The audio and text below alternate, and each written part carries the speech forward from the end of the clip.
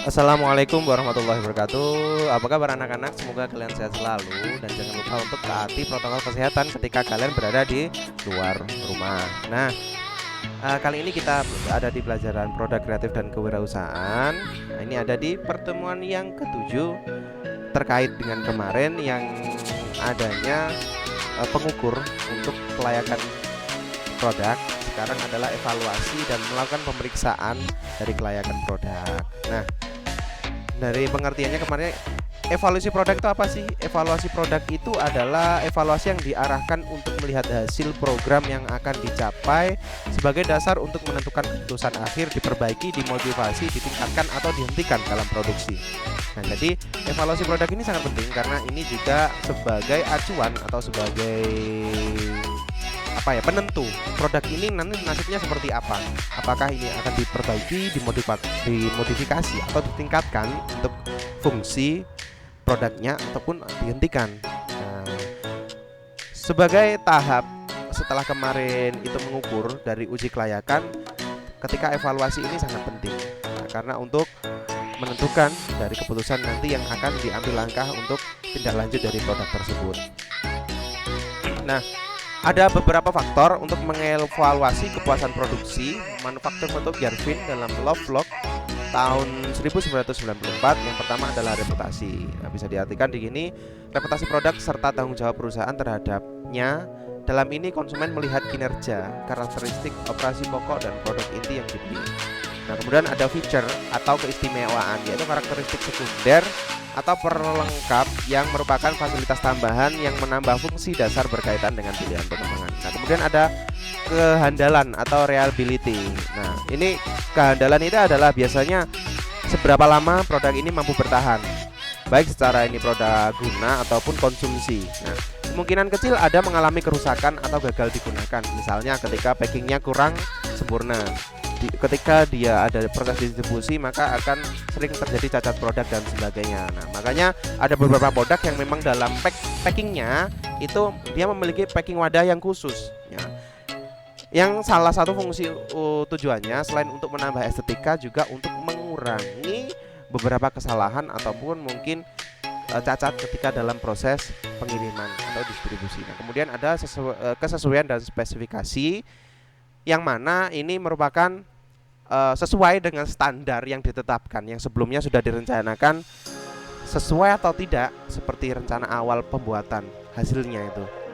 Nah, yang kemudian next ini ada daya tahan, durability.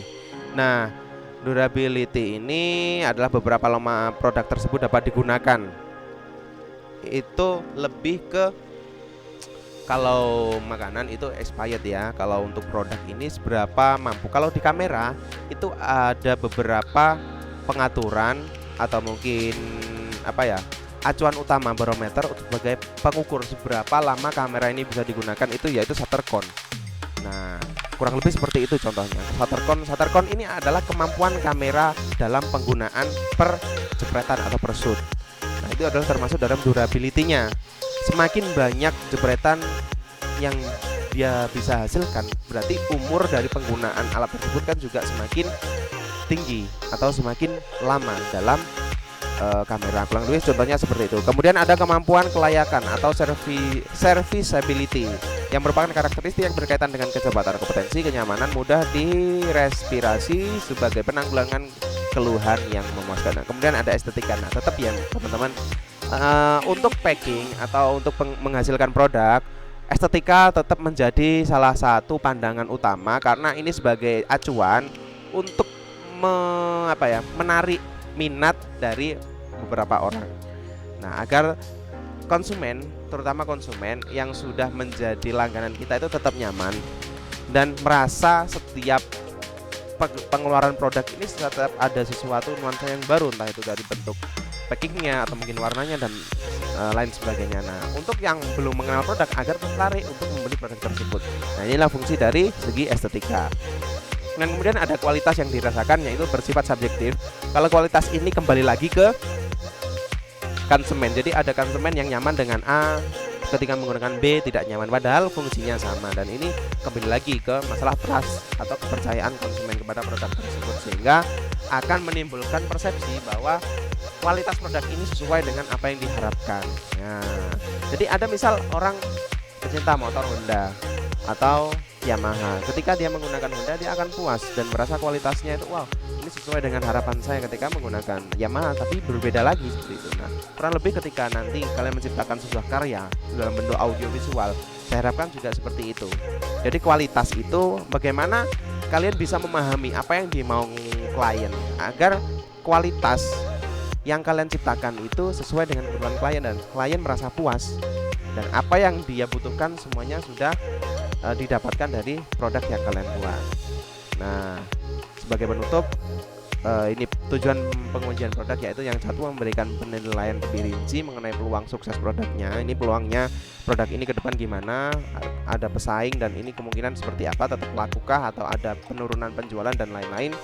Nah, yang kedua ada mengidentifikasi penyesuaian-penyesuaian akhir yang dibutuhkan untuk produk.